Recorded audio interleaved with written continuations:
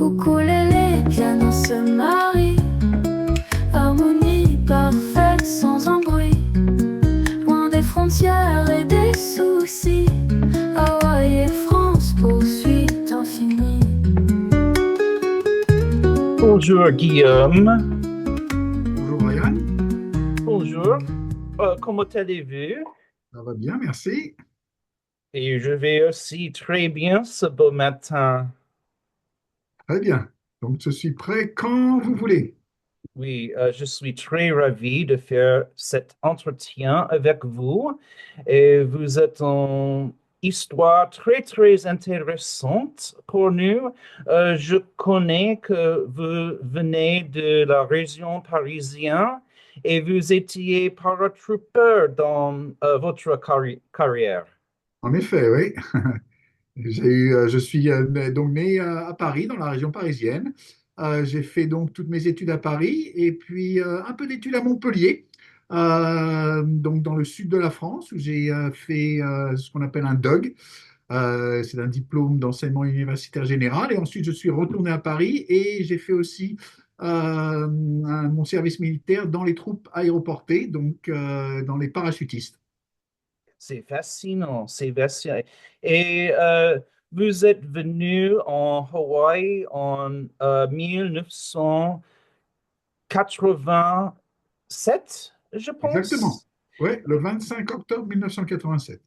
Oui, pourriez-vous nous raconter votre parcours et comment vous êtes devenu consul honoraire de France à Hawaï? Oui, alors mon parcours donc depuis 87, je suis arrivé donc ici en vacances pour quelques semaines et je faisais beaucoup de planches à voile à l'époque, donc j'aimais faire ça. Voilà, je suis venu en vacances et puis je me suis vraiment bien intégré à Hawaï. C'était un endroit, je me rappelle très bien quand je suis arrivé en octobre, il fait toujours très froid à Paris, et j'arrive dans un endroit qui s'appelle Lanikai, de l'autre côté de l'île, avec le soleil, l'eau bleue, le sable blanc. Et je me rappelle me dire, faut que je reste ici, c'est trop merveilleux. Je suis resté 6 mois.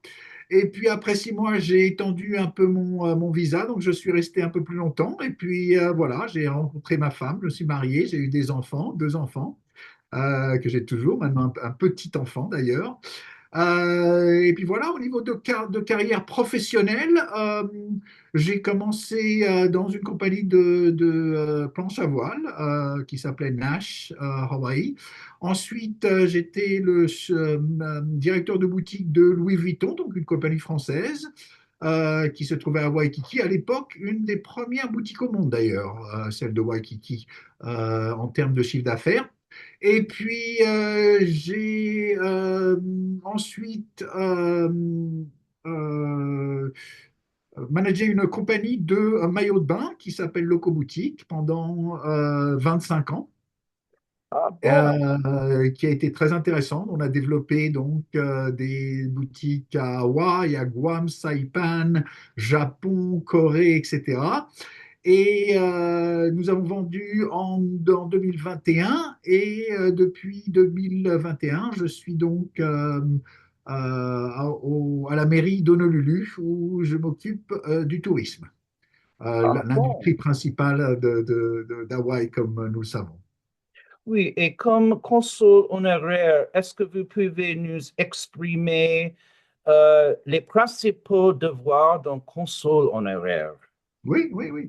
Pardon, j'ai donc été au niveau du consul honoraire de j'appelle ça une profession, même si c'est une fonction bénévole.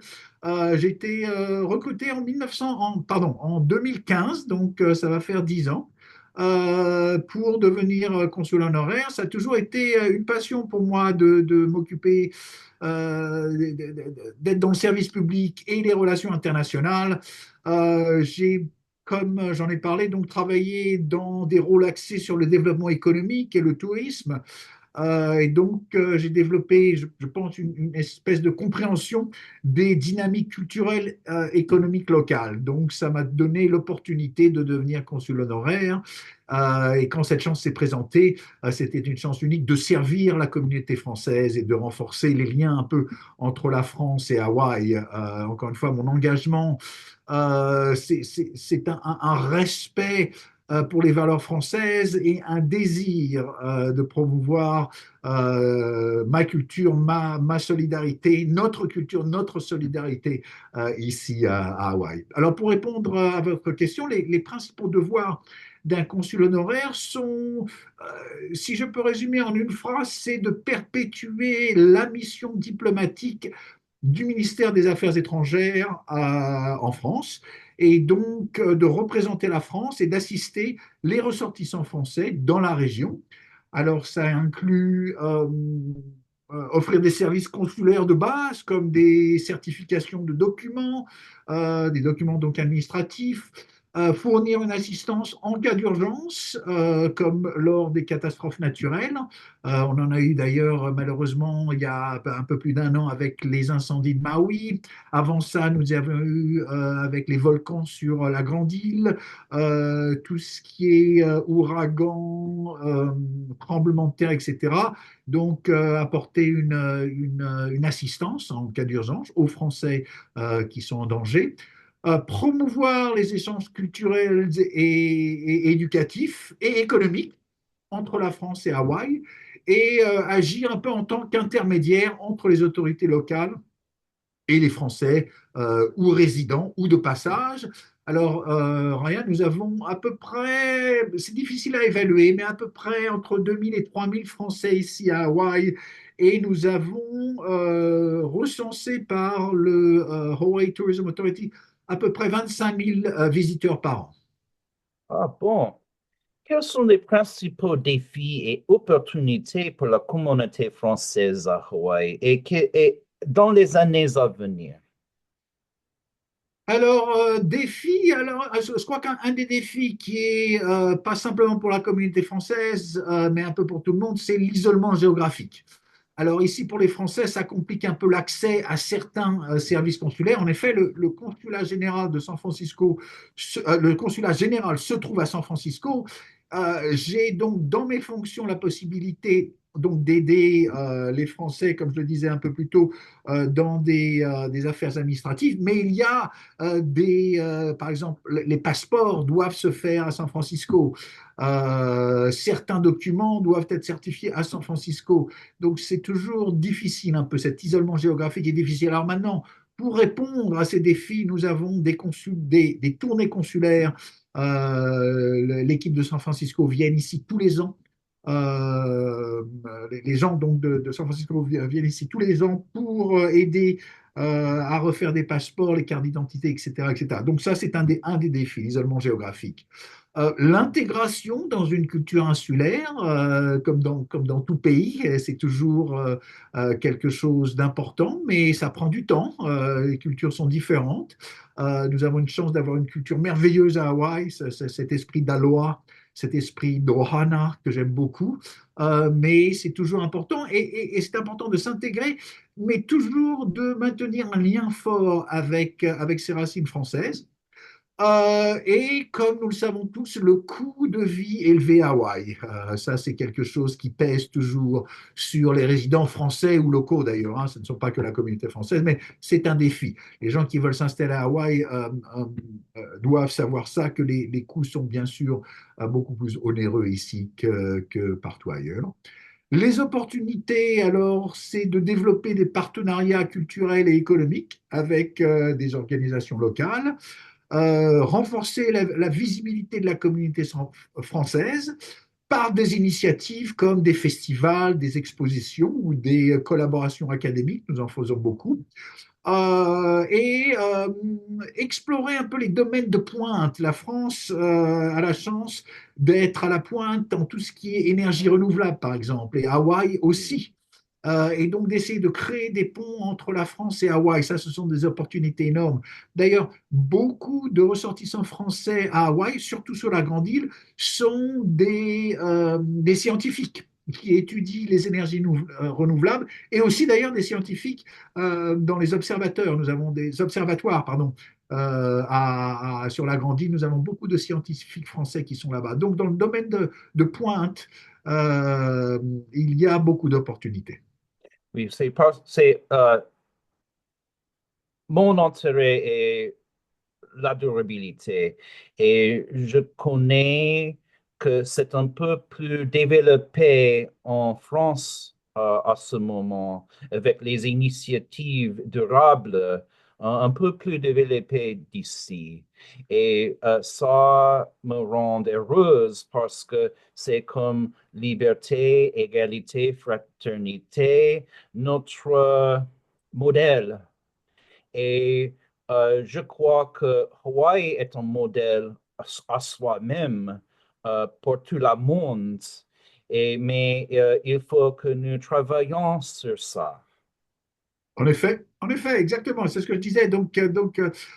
Exploiter un peu ces domaines de pointe et de travailler avec la France et Hawaï. Et comme vous le savez, l'accord de Paris, hein, ce qu'on appelle le Paris Accord, est très important, a été signé à Paris. Le président de la République est très axé sur mettre en place toutes les règles et toutes les politiques qui permettent donc d'essayer de réduire les énergies qui produisent donc des gaz toxiques. Et c'est vrai qu'Hawaï est un exemple. Hawaï a été un des premiers États à signer des accords qui permettent de réduire toutes ces énergies qui malheureusement sont détrimentales à notre vie sur notre planète.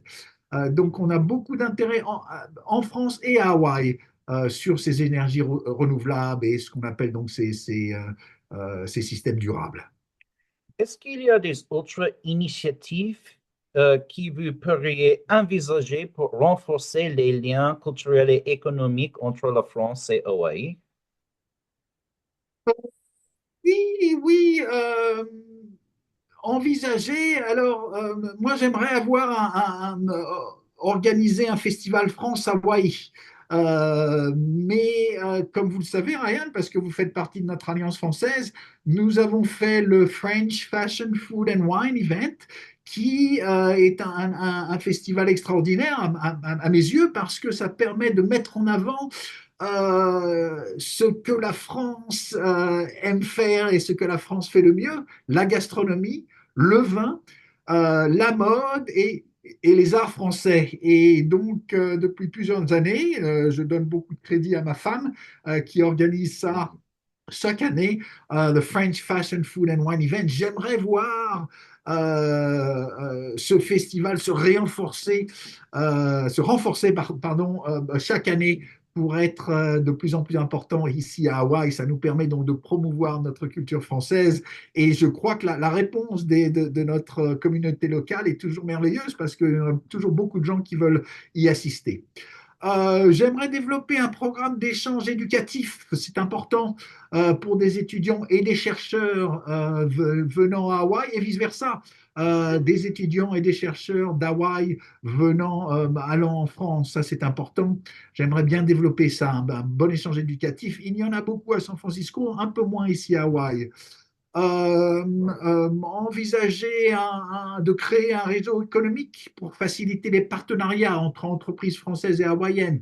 Ça me tient beaucoup à cœur. Promouvoir des résidences artistiques pour encourager des collaborations culturelles. Encore une fois, San Francisco, New York, bon, ils ont beaucoup, ce sont des consulats généraux, donc ils ont une grande équipe, ils peuvent se permettre de faire ça, mais j'aimerais faire des promotions artistiques et d'encourager un peu ces collaborations artistiques et culturelles. Oui, je voudrais vous poser quelques questions en plus. Oui. Euh, Comment voyez-vous l'évolution de la relation entre le monde francophone et Hawaï dans les années à venir? Euh, le monde francophone et Hawaï. Alors, comme je disais, on a à peu près entre 2000 et 3000 résidents ici à Hawaï, 25 000 visiteurs. Donc, on a une communauté française, francophone. En plus d'une communauté française, nous avons une communauté suisse, communauté canadienne, une communauté africaine qui parle français aussi. Et bien sûr, nos voisins, pas si loin de chez nous, de Tahiti, de Polynésie française, qui ne sont pas loin. Donc, j'aimerais continuer à croître donc à travers des essences culturelles et éducatifs. J'aimerais continuer à croître cette relation et qui nous donnerait le potentiel d'approfondir les liens via des initiatives comme un jumelage, par exemple, entre des villes. C'est très important. Je pensais à quelque chose. D'ailleurs, je travaille à la mairie et j'en ai parlé à des gens à la mairie. J'aimerais faire un jumelage entre Pearl Harbor, donc, qui se trouve à Hawaï, et Dunkerque. Ce sont deux villes très importantes qui ont joué un rôle détrimentales un peu, mais qui ont amené les États-Unis dans la Seconde Guerre mondiale, Pearl Harbor, le 7 décembre 1941, et Dunkerque, qui ont amené l'Europe dans la Seconde Guerre mondiale. Donc, il y a une profondeur historique énorme entre ces deux villes. J'aimerais faire un jumelage comme ça permettrait en effet d'évoluer la relation entre la France, le monde francophone, et Hawaï. Oui, nous restons à un carrefour maintenant dans notre histoire. Aux États-Unis, aussi à Hawaï et en France, le changement du gouvernement, Oui, les défis de notre environnement, oui, mais les principaux qui la France et aussi Hawaï partagent l'égalité, fraternité, aussi ce concept de Ohana. Auriez-vous un message d'espoir ou de motivation pour les Français et les francophiles vivant ici? un message d'espoir. Comme je le dis toujours, restez fiers de vos racines et de votre culture. C'est une culture que j'aime beaucoup, j'en suis très fier moi-même. Et ensemble, ben, nous pouvons créer une communauté forte, unie et influente à Hawaï, c'est important. Et donc, message aussi d'opportunités uniques, profiter, je dirais, des opportunités uniques qu'offre Hawaï et ces îles paradisiaques que nous adorons, tout en gardant l'esprit français vivant et dynamique. C'est ça que j'aime beaucoup avec notre communauté, c'est que nous sommes bien sûr très intégrés dans cette communauté locale que nous adorons. On parlait de Ohana, ce sens de famille que nous avons ici à Hawaï, tout en restant français avec nos racines et nos cultures. Si je dois donner un message d'espoir, c'est un message d'amitié entre la France et Hawaï. Et c'est vraiment ce que j'ai voulu faire, ce que je veux faire dans mes fonctions de consul honoraire, c'est de renforcer ce pont, de renforcer cette amitié entre la France et Hawaï. Deux endroits que j'aime énormément. La France qui m'a éduqué, qui m'a créé, et Hawaï, cet endroit que j'ai épousé, que j'adore, et c'est là où mes enfants sont nés, mes petits-enfants sont nés, donc maintenant 3 générations de ma famille habitent ici. J'en suis très fier et j'aime beaucoup. Donc, c'est deux endroits qui me sont très chers. Bon, c'est un message fantastique et ça me rend fier, aussi fier et heureuse. Et je vous remercie pour votre service. Et aussi, j'ai adoré travailler avec vous dans l'Alliance française et avec votre femme, Thérèse. Et je nous souhaite une très, très bonne Noël et l'année prochaine. Merci. Et Ryan, je tiens aussi à vous remercier de tout le travail bénévole que vous faites pour notre Alliance française d'Hawaï. Je sais que Teresa, qui est la présidente, est toujours très fière de tout ce que vous faites et de tous les efforts que vous faites pour, encore une fois, promouvoir la culture française, la langue française et l'esprit français ici à Hawaï. Donc nous vous en sommes très reconnaissants. Merci. Ah bon, merci, merci. Et aussi, j'apprécie l'opportunité d'améliorer mon français avec vous aujourd'hui. Très bien. N'hésitez pas à m'appeler, à me contacter quand vous voulez. Oui, bon voyage avec votre famille en France et Oui, à l'année prochaine. à l'année prochaine. Au Au revoir, Ryan. revoir. Aloha. Ukulélé, piano se marient, harmonie parfaite sans embrouille, loin des frontières et des soucis.